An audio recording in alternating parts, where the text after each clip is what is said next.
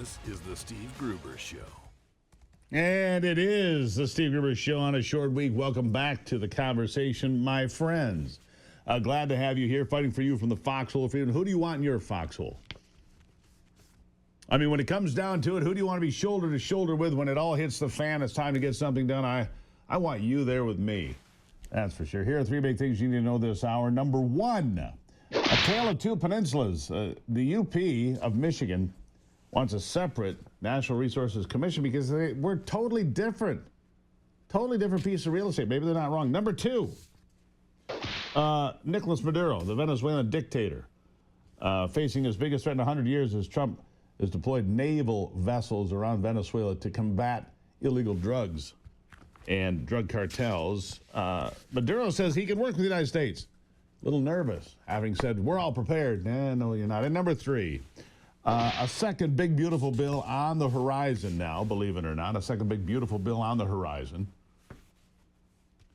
Republicans in the House and Senate looking for ways to push the president's agenda with their narrow majorities. After a summer recess dominated by President Donald Trump's historic executive actions, House and Senate lawmakers returning now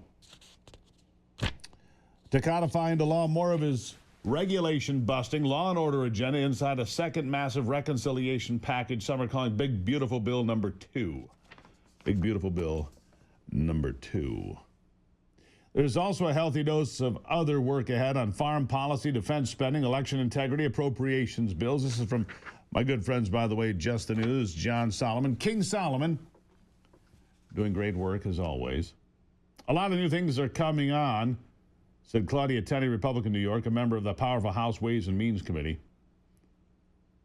We are just enhancing and making things more permanent, getting the growth economy that we need, getting away from some of the things that Democrats have done with over-regulation, continuing to fight back on rescissions and overspending.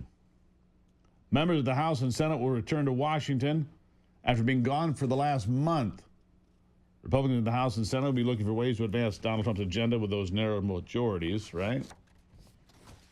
Tenney said that a lot of what the House will be focused on getting passed has to do with energy independence. It has to. Look, energy policy is the whole thing. The Chinese are laughing at us. We were bulldozing coal-fired power plants. England bulldozed all their coal-fired power plants. Now they're getting their power from France and the Netherlands. Netherlands burning coal. France, nuclear energy. England, oh, good God, what has happened to that island? The once great British Empire is, I don't even know if it's a shadow anymore of itself. Meanwhile, EPA Administrator Lee Zeldin has done something absolutely groundbreaking. It's going to unleash American energy, which makes us more powerful and have more leverage against Putin, against China, and others, making them dependent upon us, said Tenney.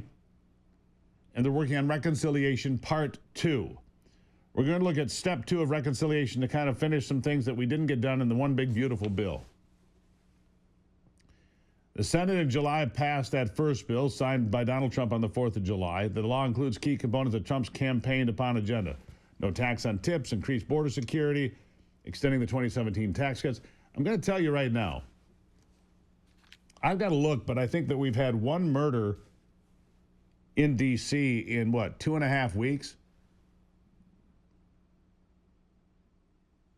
Law and order is going to be a cornerstone of what happens going forward. Look, carjackings are down 85%, maybe even more now. They're down 85% in the first few days in Washington, D.C. Look, I was just there. It was my 4th or 5th trip to the nation's capital this year, and I go for a week at a time. I'll be back there in another month for another week. The point is this. It is a different city. Now you see your complainers and your whiners and your protesters coming down the street. They came down the neighborhood I was in. One day I'm in there having something to eat at the local little, corner pub, restaurant, whatever. And here they come cruising by, no kings, Trump's a tyrant, blah, blah, blah. But here's what I saw. I saw the National Guard out on street corners with people and talking to people and conversing and laughing and having a good time. And what I didn't see was any concern over that.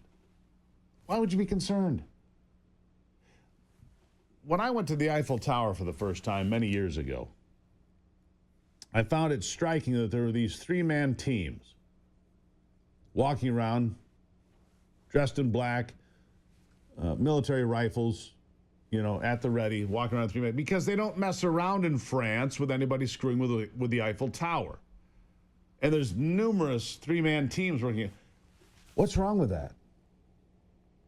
And the answer, there's nothing wrong with that. It's called security in 2025. A lot of bad elements out there. They have access to equipment, guns, and explosives. Yeah, there's nothing wrong with protecting yourself and protecting the capital city. I would like to see those three-man teams operating in Washington, D.C. Three-man tactical teams walking around at the ready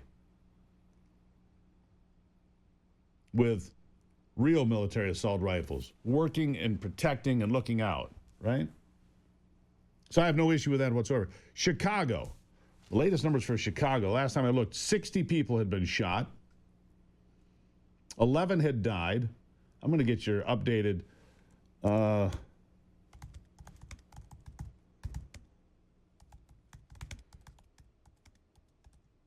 get it for you right now because I can do that. Great thing about there's one thing of great about AI. I can sit right here and say, hey, what happened? Labor Day weekend shooting stats, Chicago. Let's see here. 57 people shot. 11 died. More than 30 separate shooting investigations from Friday at 5 to Monday at midnight. So it might have been a little bit higher if you counted yesterday. Let's see here. Drive-by attacks. Key says two mass shootings. Two mass shootings in Chicago over the weekend in the Bronzeville neighborhood. One on Saturday night near 35th and State, where 7 people were shot in a drive-by. Another early Monday at 36th and College by Ellis Park, 5 people shot, including a 17-year-old in critical condition.